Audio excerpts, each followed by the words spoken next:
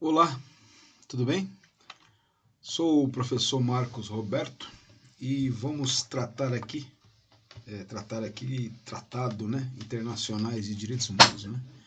Ou vamos abordar e comentar aqui tratados internacionais de direitos humanos, ok? Bom, os tratados internacionais de direitos humanos têm como fonte um campo do direito extremamente recente, denominado Direito Internacional dos Direitos Humanos, que é o direito do pós-guerra, nascido como resposta às atrocidades e aos horrores cometidos lá pelo nazismo, né? Assim, o aparato internacional de direitos humanos incrementa o sistema jurídico pátrio de proteção dos direitos fundamentais. Os tratados de direitos internacionais ganham relevo no ordenamento jurídico brasileiro, em especial no sistema de direitos e garantias fundamentais. Trata-se de um diálogo entre o direito interno e a ordem jurídica internacional, que configura um verdadeiro Estado constitucional cooperativo. Conforme Moreira, a sociedade internacional, na intenção de alcançar o objetivo acima elencado, caminha a passos firmes no sentido de consolidar o direito internacional como um conjunto de normas que regem não só as relações entre os Estados, mas também entre os novos sujeitos, e que tem por finalidade satisfazer o desejo de paz universal e promover de promoção, né, dos direitos humanos em todos os recantos do globo. Como salutar desenvolvimento do direito internacional dos direitos humanos, os Estados viram-se obrigados a empreender maiores esforços no sentido de positivar em suas constituições diversos direitos de origem internacional ou juris internacional, elevando-os à categoria de normas constitucionais, assim como a permitir uma complementação do catálogo de direitos fundamentais através de cláusulas abertas, né, de recepção dos direitos humanos, nos moldes da prevista no artigo, né, 5º, parágrafo 2º da Constituição Federal de 1988. É o que afirma Moreira, né? A proteção aos direitos humanos vem sendo motivo de amplas discussões no cenário internacional após as terríveis atrocidades ocorridas durante a Segunda Guerra Mundial. Principalmente, né? Com efeito, os Estados constataram a necessidade de proteger os direitos mínimos inerentes aos indivíduos e que gravitam em torno do fundamento da dignidade da pessoa humana. Ainda citando Piovesan, né, ela comenta que o direito internacional dos direitos humanos surge, assim, em meados do século XX, em decorrência da Segunda Guerra Mundial, e seu desenvolvimento pode ser atribuído às monstruosas violações de direitos humanos da era Hitler e à crença de que parte dessas violações poderiam ser prevenidas se um efetivo sistema de proteção internacional de direitos humanos existisse. É o que afirma a Piovesan.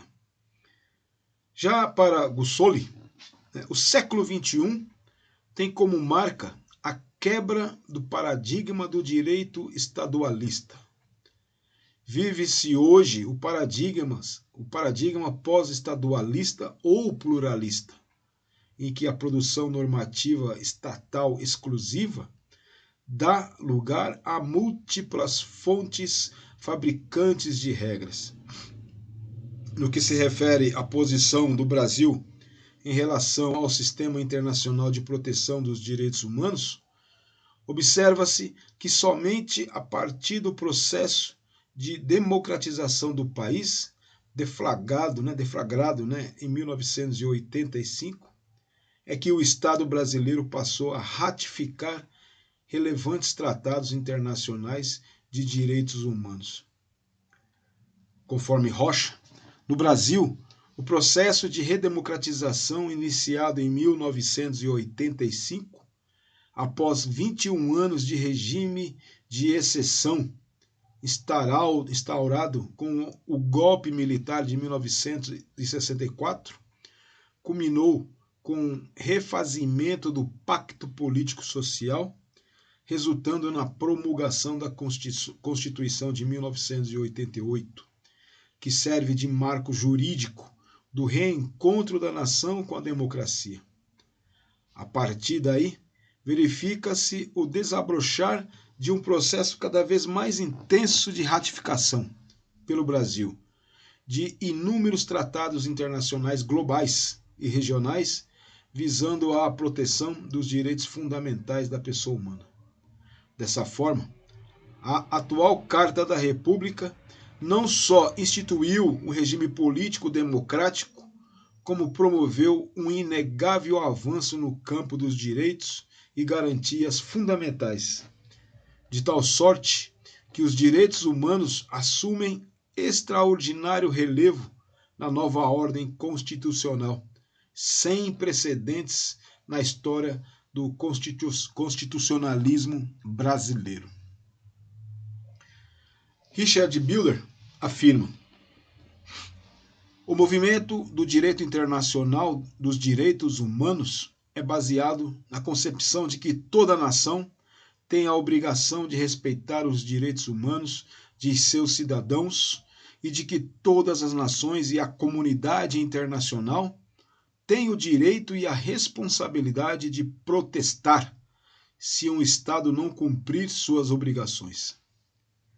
O direito internacional dos direitos humanos consiste em um sistema de normas internacionais, procedimentos e instituições desenvolvidas para implementar essa concepção e promover o respeito dos direitos humanos em todos os países, no âmbito mundial. Embora a ideia de que os seres humanos têm direitos e liberdades fundamentais que lhes são inerentes tenha há muito tempo surgido no pensamento humano, a concepção de que os direitos humanos são objeto próprio de uma regulação internacional, por sua vez, é bastante recente. Muitos dos direitos que hoje constam do direito internacional dos direitos humanos surgiram apenas em 1945, quando, com as implicações do Holocausto e de outras violações de direitos humanos cometidas pelo nazismo, as nações do mundo decidiram que a promoção de direitos humanos e liberdades fundamentais deve ser um dos principais propósitos da Organização das Nações Unidas. É o que afirma Buehler. Entre as consequências do reconhecimento de um direito, que já não é mais exclusivamente o produto do parlamento, está o fato de que a globalização, sobretudo dos negócios, mas não apenas essa, apontaria forçosamente para uma ordem jurídica supranacional tendencialmente global. Com efeito, para Sartre, é dito que, ainda mais no âmbito de um mundo globalizado, a existência de um diálogo entre as diversas ordens jurídicas, nacionais e supranacionais, e o reconhecimento da necessidade de considerável dose de harmonização entre os ordenamentos dos diversos estados, por meio de um efetivo direito internacional público e, cada vez mais, por meio de um renovado e constitucionalizado direito internacional privado, constituem demandas prioritárias. Para Rocha, Efetivamente, quer nos parecer que a melhor terminologia é a expressão direitos humanos fundamentais, em que pesem as diferentes posições apontadas. Nota-se uma tendência a utilizar a expressão direitos humanos no âmbito internacional, enquanto a expressão direitos fundamentais é empregada no âmbito da Constituição. Essa preferência também é refletida nos tratados internacionais, como na Declaração de Direitos Humanos de Viena, de 1993, que reitera a Declaração Universal dos Direitos Humanos e a Convenção Americana de Direitos Humanos, no Pacto de San José, da Costa Rica. Nessa perspectiva, Sarlet, Marinoni e Mitidiero conceituam e diferenciam direitos fundamentais e direitos humanos. De acordo com o critério aqui adotado, o termo direitos fundamentais se aplica àqueles direitos em geral atribuídos à pessoa humana, reconhecidos e positivados na esfera do direito constitucional positivado de determinado Estado, ao passo que a expressão direitos humanos guarda relação com os documentos de direito internacional, por referir-se àquelas posições jurídicas que se reconhecem ao ser humano como tal, independentemente de sua vinculação com determinada ordem constitucional, e que, portanto, aspiram à validade universal para todos os povos e em todos os lugares, de tal sorte que revelam um caráter supranacional ou internacional e universal.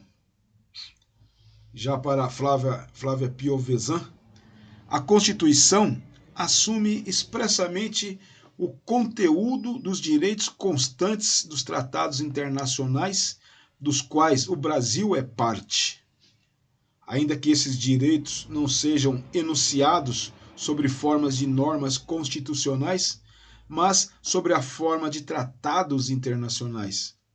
A Constituição lhes confere o valor jurídico de norma constitucional, já que preenchem e complementam o catálogo de direitos fundamentais previsto pelo texto constitucional.